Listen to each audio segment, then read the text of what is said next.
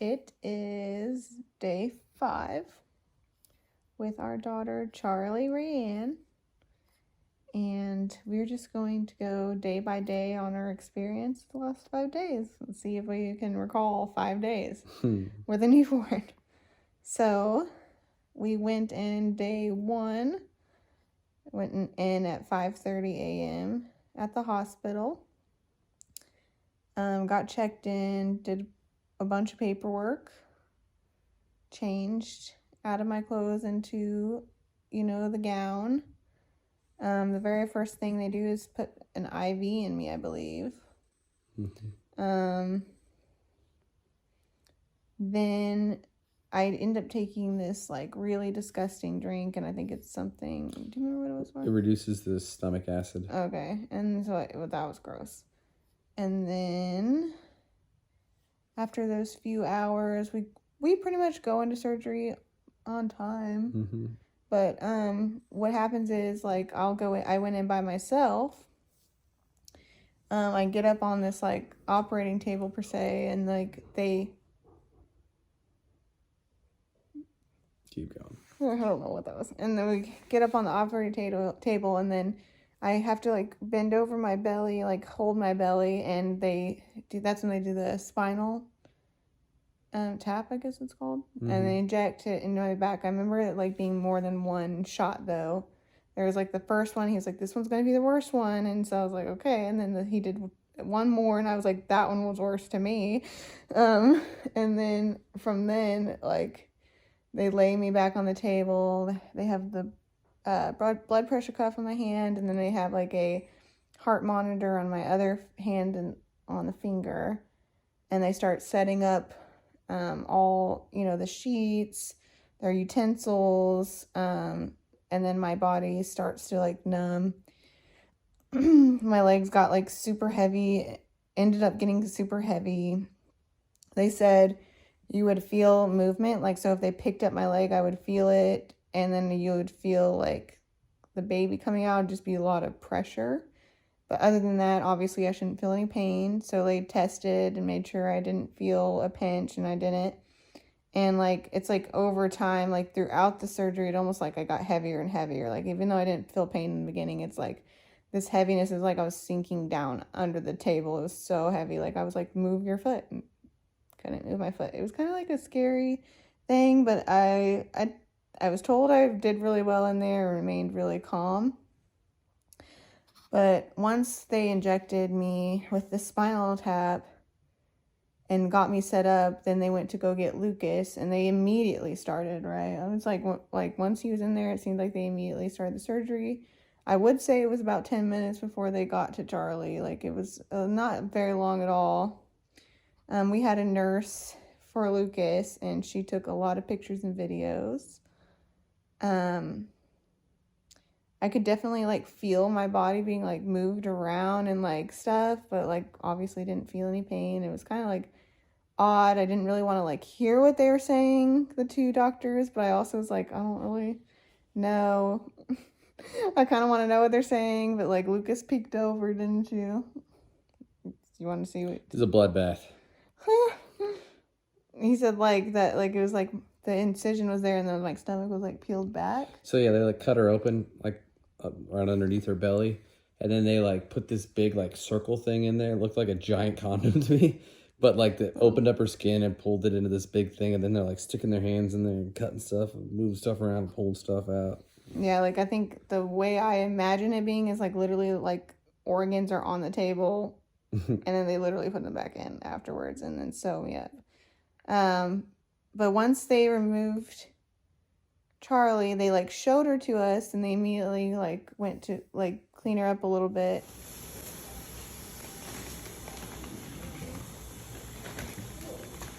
There you go.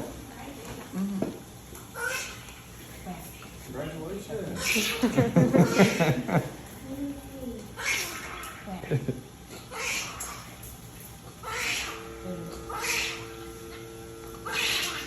Hit her 3.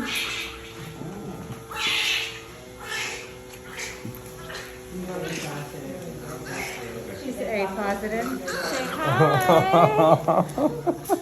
Hi. o'clock and I'll bring it to you, okay?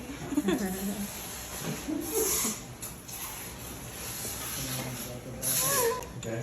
Congratulations. Happy birthday! Happy birthday, little girl! Yeah. But I think that's when you went over there, right? To cut the umbilical cord? Well, I just went over there to see her. Oh, and like while they were cleaning up, and then you ended up cutting the cord at least. Yeah, I went back to you. Mm-hmm. So they're putting you back together. And they brought the baby over to you. Yeah, but you had to cut the cord before that. Yeah, that's perfect. It's kind of spongy. Yeah. Perfect. Look at this. Okay. Yeah, that's right. So yeah, then they brought the baby to me, and they opened my gown so I could do skin to skin, and then after I did that, Lucas got to do skin to skin as well as they finished up the surgery. She was born at 8:03, and we went in pretty much right on time at 7:30. So, I imagine it was over by 8:30 or 8:45, but didn't feel like that long, especially when she was there. It didn't feel like nothing. Okay, you ready? I'm gonna be right down on you. And I'm gonna get a warm blanket. You good? Okay, me too.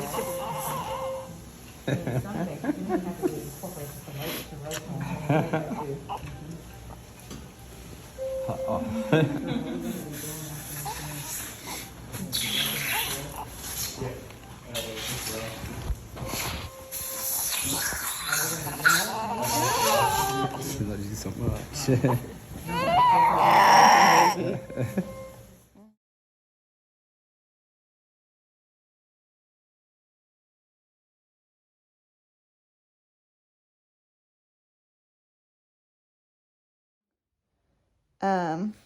Then they immediately like take Lucas out with the baby, right? You had the baby? Mm-hmm. And I don't know what happened then, but I know they moved my body, and that was a crazy feeling because what they did is they like had me try to like roll to my side so they get underneath me, and they like literally like moved my body from the table into the bed. And it was the weirdest feeling not being able to do anything from like, chest down, I guess, in a way. Like I couldn't feel it. It was weird to be moved that way. Then they rolled us into the room. Gosh, I think they immediately started like, what did we do in that room? Well, once we got in that room. Yeah, you were in there first, right? Yeah, I was holding Charlie. Skin. Oh, they put her in that table thing or in her little bed thing. And then warmer. Warm her for a little bit. They wrapped her in blankets. So I think she was a little cold. Mm-hmm. I don't really remember. I think they ended up putting stuff in my IV. You did. So, but we weren't in that room very long, and we thought we were going to be in there longer. So a room had opened up almost immediately after, right? So then we were moved into the room that we stayed for the next few days. Gosh, man, after that, what else did day one look like? The nurses came in to, kind of check on you, make sure your incision wasn't. Oh yeah, my incision was pussy. Yeah, it was more Oozing so. blood. Yeah, oozing more so than it needed to be. So my bandages got changed almost right away, and they added more strips to it, which is important to the story later because I had a really big Band-Aid on it for the next few days. But they ended up fixing it when that happened. I lost a lot of blood. And so they gave her a suppository. Yeah, that's right, because I was still numb. They're like, good thing you're still numb. That's what happened in that room. So yeah, they're like, good thing you're numb, because yeah. They shoved the pill up her butt. Yeah. And I guess I lost enough that they were uncomfortable, but not enough that it was like a bad thing. And you didn't need any blood. Right. So that was the two things that were kind of a little scary with me, or a little not as planned or not as great, but obviously I'm fine. And she was healthy. Everything about all her testing was healthy. Once we got to the room, though, I mean, they literally just, like, you were on your own, at least at this hospital, like... Lactation nurse came in to show you how to breastfeed. Yeah. On that first day. Did they? Yep. Oh, yeah, and I really liked her. I remember liking her a lot, and so... Other than that, I just remember being really out of it. Apparently, other than what was in my IV, I don't think there was anything else I was taking that day. So, other than that, on day 1, do you remember anything else? On day 2, I was on the liquid diet. So that night I had to drink liquids, and then... Day 2 was the first time you were allowed to eat food. Yeah, so I was on a liquid diet the rest of the day, and then I was able to eat food the next day. I had a big breakfast. I remember that part. I had a big breakfast. I'm probably not going to remember the days that well. Are you going to? Yeah, they also did her audio test on day 2. Mm-hmm. They did her 24-hour blood work. Mm-hmm. All that came back. They did her sponge bath thing.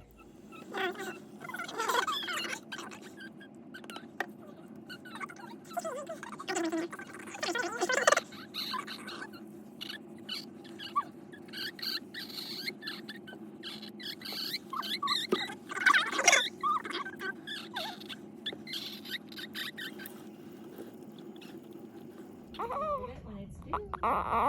Okay. Questions or anything I can do for you? No. Thank you. You're welcome. Hi, Charlie. You say hi to everybody. Can you wave? Hi. Hi. Yeah, and I think I got up You day did. 2. Day 2. Because I had a catheter, and that was another thing that they did on day 1. A long night on day 1. Yeah, but yeah, I mean, other than like, I just feel like I don't remember a lot. I must have been out of it.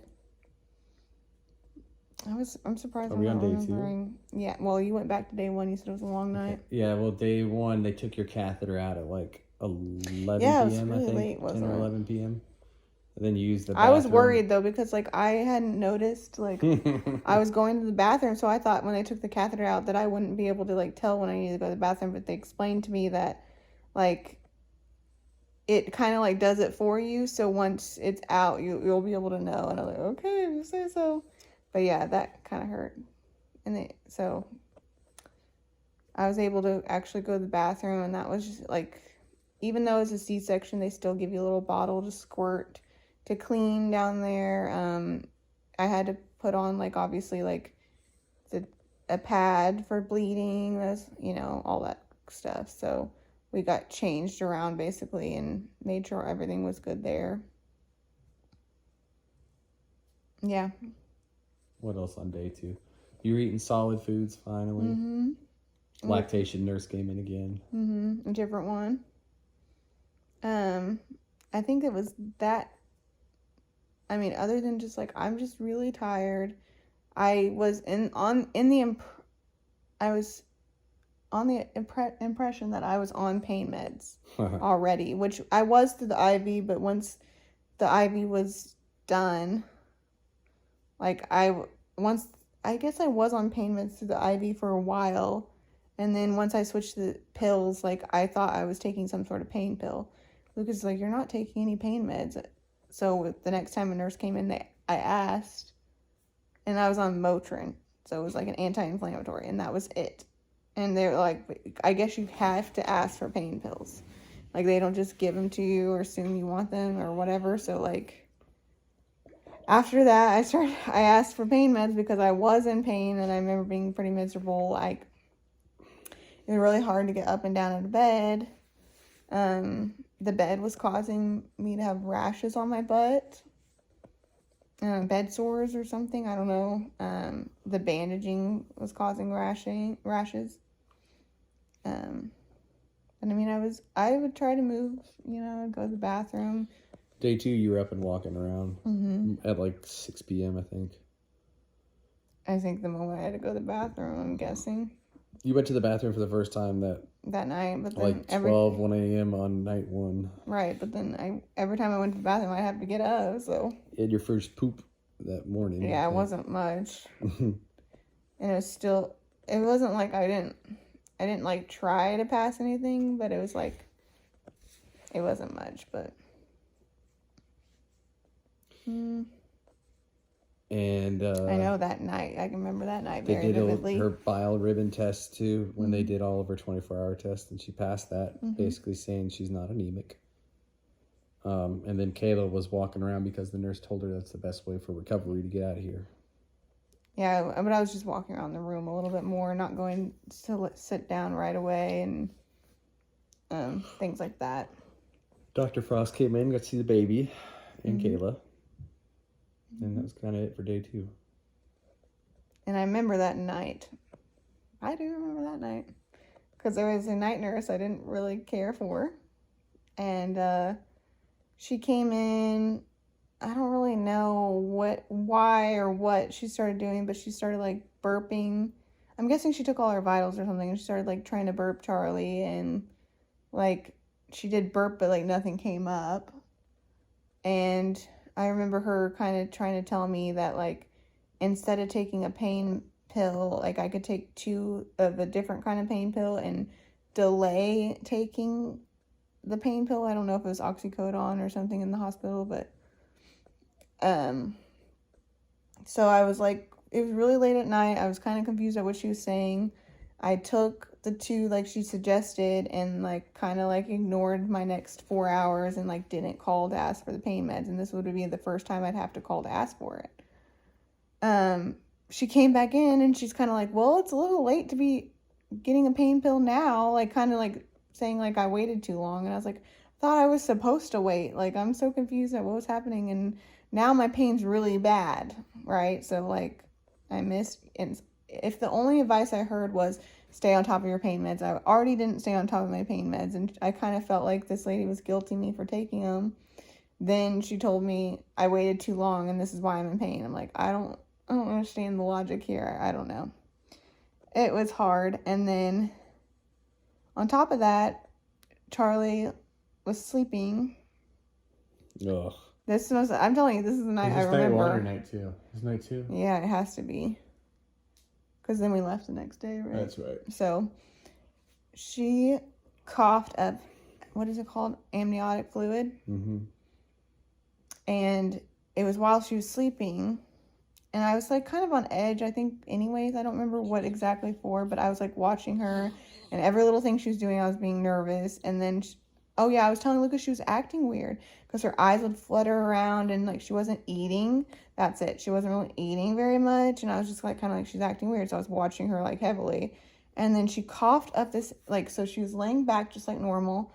And she coughed up this fluid and like kind of like went up in the air, and it was like thick and yellow.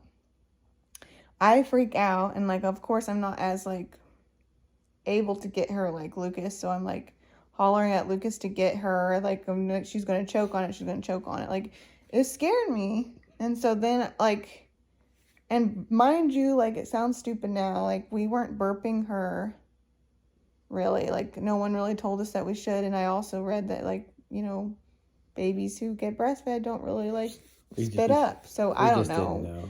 It's just one of those things where, like, when you're a first-time parent, like, sometimes you really do need somebody to tell you things, and I kind of thought burping came later when you use a bottle. I don't know. It sounds stupid now, but I think the fact that the night nurse burped her earlier might have, like, kicked some things loose, which is a good thing in reality that this happened, but it was scary not knowing what was happening.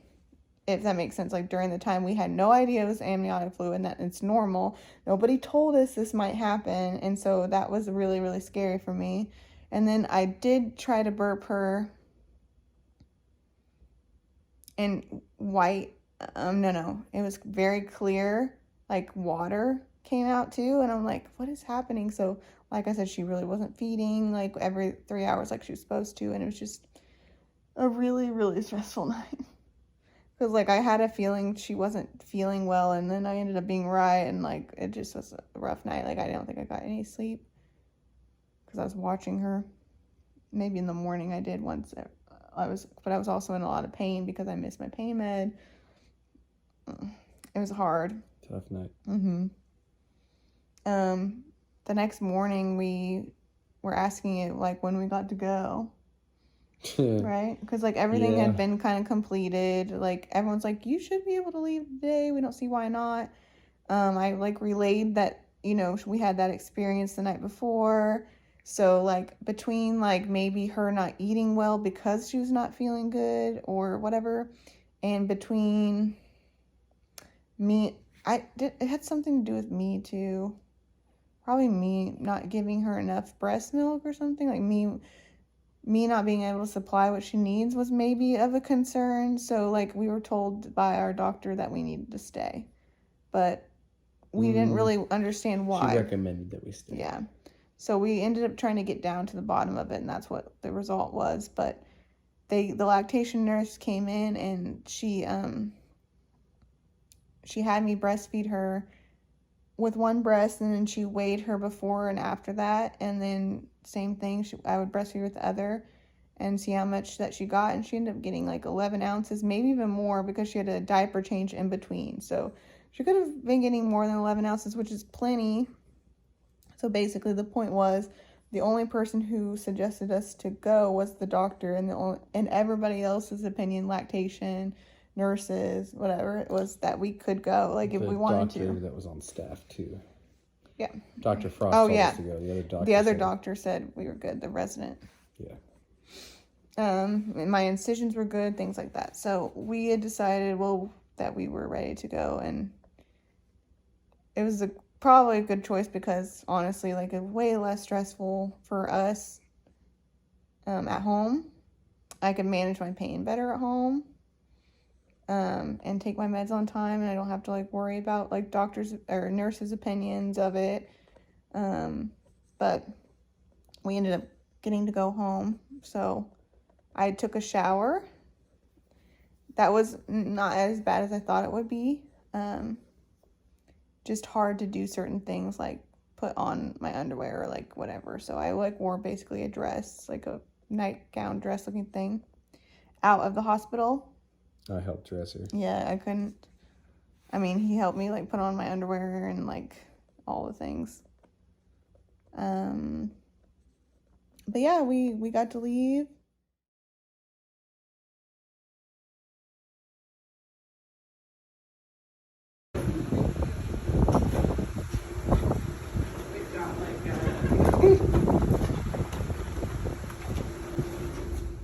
The car ride home, I was like thinking, it was painful for me a couple of times in the bumps, but I was thinking Charlie would cry the whole time, but she didn't. You were stressed out about scheduling her appointment the whole time. Yeah, we tried to call. Well, I called that. I would try to schedule her appointment before we even went into the hospital at our very last appointment, pregnant, you know, like my weekly appointment. She said that I could do it at the hospital. Ask the hospital. They said I would do it with the doctor. So I called the doctor's office, and there wasn't any appointments available for Monday. And I'm like, go figure. I tried to have this appointment already booked. But what happens is, I guess because of her age and how crucial it is for her to get in there, that they made it happen. So I was like, well, good, because I was gonna be mad if they didn't make it happen. What does that look about? Nothing. So then we were driving to the pharmacy to get all my prescriptions, and the one prescription that wasn't there was the pain pill.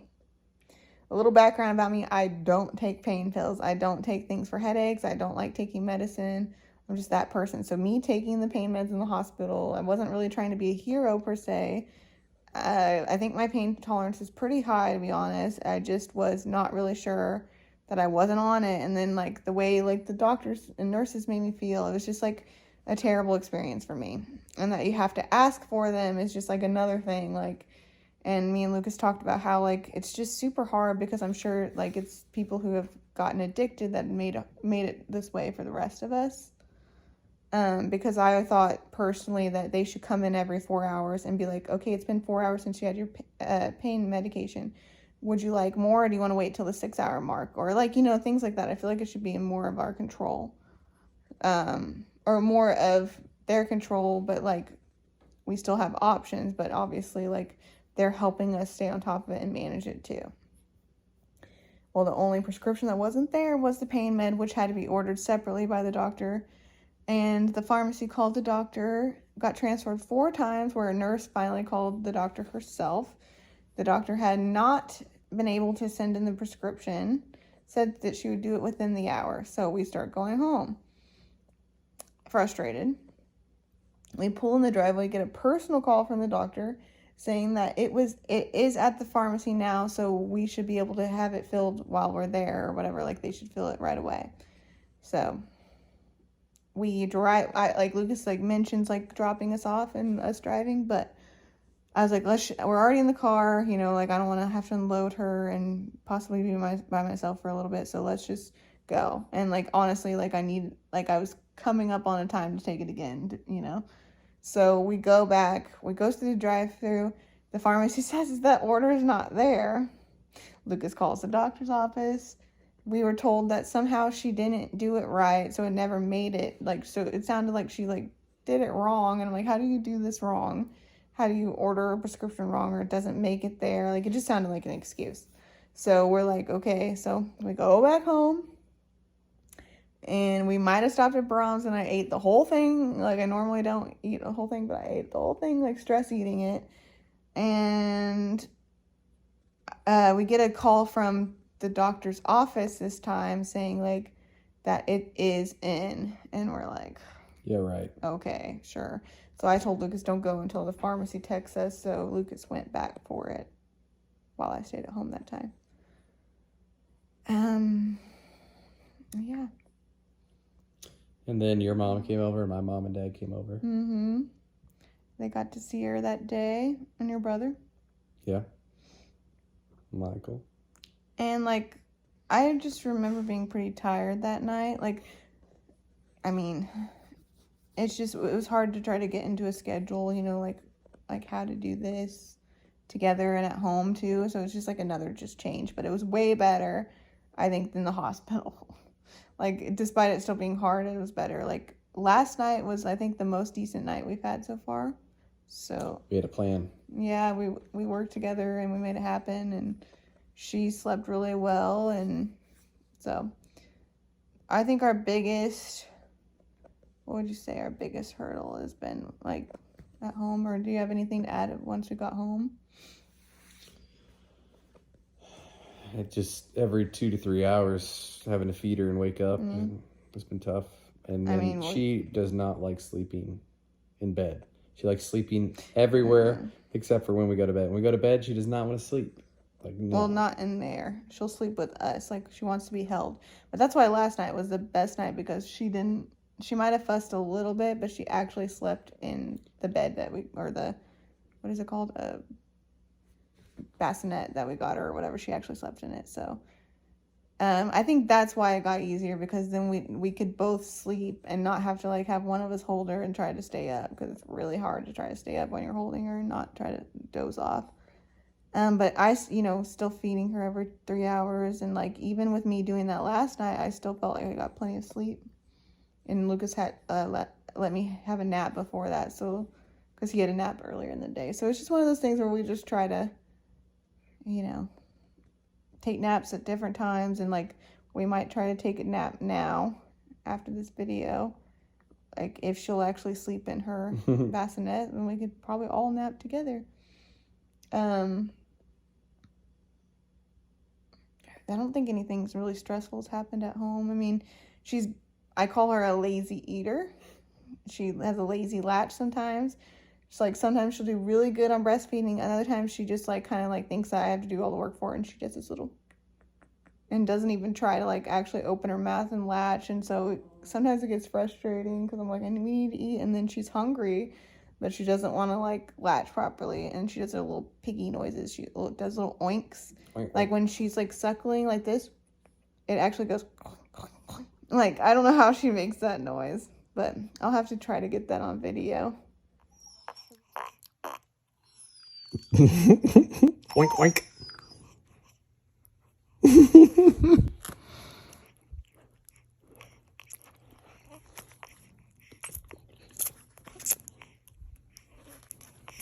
Because it's pretty pretty darn cute. That's probably been the biggest hurdle. I started pumping fairly regularly, and now I have to because my breasts will get really like hot and large, and like they'll feel like rocks are in there. So like I started pumping, and I don't say these amounts to make anyone feel bad about what their amounts are, but just kind of an idea. The first night I think I got like, I don't know, it's the whole thing 6 ounces, like less than an ounce. Then the next day I got about, or the next time I got about an ounce. Then it jumped to like probably like, I don't know, but I'm up to like 6.5 ounces in like the short amount of like maybe 3-ish days. And last time I was pumping, the bottle wasn't screwed on all the way, and I knocked it off, and like all the breast milk went on the floor. So that's great. And I really thought I'd cry or be pissed, but I was just kind of like, I have 3 bags in the freezer, 3 6-ounce bags in the freezer of breast milk already. We have some in the fridge, and she's able to eat or drink off of it. So like I'm like, I think it's fine, whatever. I feel like I'm supplying enough for her, and I'll continue hopefully. So but other than that, it's a lot of fun. We love holding her and watching her. She does sleep a lot. She's a very good baby. She's not super fussy unless we're changing her diaper. She's really kind of easy to please right now, and our family's been really helpful in bringing us meals. That helps a lot. Yeah. Do you have anything else? You didn't really add anything. I feel like you were... I was here. He was tired, I guess. I felt good today. I was like, we probably had, I don't know how long of sleep, but like at least a good 8 hours of sleep, with obvious me getting up every 3 hours to feed her. But I mean, he didn't have to get up last night. I mean, maybe Abby grabbed maybe 1 or 2 things for me at one point, but like you got to sleep pretty much the whole time. So I thought it worked out good. Yeah, we slept. I probably slept 5 hours last night. Right. Well, in a row, you mean? Yeah. Because like we got at least 8, and you slept more after I got up. Yeah, we slept until probably 6. Both of us got up at 6. No, you didn't. Yeah, because you were up. No, you were up at 5:30, getting showered. No, that was like 8 a.m. No way, because yes, it was. It was. Lucas, trust me. Okay. Because you still slept while I showered and everything. You didn't get up. That's true. And that's fine. I'm just saying, like, you got to actually sleep. Like, you didn't really have to get up that much. Mm-hmm. Like, I changed her and fed her, and like I still got sleep. Like, the 3 hours was good. Mm-hmm. You like... I did get a lot of sleep last night. It was good. And then when I woke up in the morning, we kind of started getting ready for everybody coming over. We had a fun Mother's Day today. Yeah, I felt good and had a lot of energy to get up and actually shower. Like, I probably could have still slept, but I was like, We got to that's hang more out. sleep than I've had in a while. Yeah, her aunt was over here and her uncle. My mom and dad came over, and mom and dad stayed for probably about an hour, hour and a half.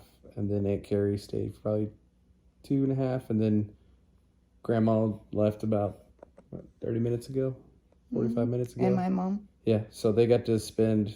And Grandma held her a lot of the time, Yeah. especially after everyone left. She didn't want to give her up. Like, she was trying to take her home and be like, okay, where's her bag at? Like, I was surprised at how much she loved being around her. People started coming over at 11, and then everybody's gone by 6. So it was good. It got And 7, 8 meals. hours. With, yeah. We have lots of meals in there. Mom and Dad brought lasagna for us for dinner. Mm-hmm. And then we got to spend 7 hours with her mom and Grandma, which is good to get to hang out with her and let Grandma hold the baby for a long time. And Mom was helping with diaper changes and cleaning the breast milk, breast pump supplies. She was like cutting up snacks for me for the next day. Yeah, it was good. I was glad everyone came over. It was nice to have everyone over, but it was like I was happy to have her back from my grandma, because I'm like, even though like she's here, like I'm like I missed holding her. It's definitely been a team sport the whole time. And we have like, to rely on each other a lot. And even though I feel like we're trying to communicate, like it's not enough. We've communicated more than we ever have, but it's not still, enough. yeah, And we it's like still you have to work on gotta it. keep like being clear and on what's Not- happening, and like Not frustrated with each other. yeah, and Because it's like super easy to get frustrated. Me to get frustrated with her to get well, frustrated and with me. like if like I'm telling him, oh, she's not happy. If I'm telling him that like I'm okay, like you go to sleep, like we learn that like really really I am or whatever, you know, or he tells me go ahead and take a nap. So it's like got to learn to like give and take a little bit more, you know. I mean, I still have a lot of pain. I'm wondering kind of when that will get better, but I'm trying to stay on top of my pain meds. Sometimes I'm not the best, but it's way better than when I was in the hospital, and I'm moving around pretty good. We made a Target trip as a family, and it's just, I feel like we're doing really good now. Like, it took maybe till today to feel like everything's under control. I mean, like, nobody's really helped us with housework or laundry. It's just like maybe some dishes and like the smallest of things, and we've been able to manage like laundry and, you know, keeping the house clean right now. So I'm like, well, I think we're doing pretty good as a team. I know we're probably hard on ourselves sometimes, or I am, but it's good. I'll try to keep it better updated. I wanted to kind of keep updated throughout the process, like at the hospital. There's just no way. I barely was on my phone. I could barely function, and there was a lot going on, obviously, a lot to learn. And I think we're getting a hang of it, and by the time we get a hang of it, she'll change it up on us, I'm sure. But anyways, that was our long spiel about our 5 days with a newborn. And hopefully we'll have more to add later.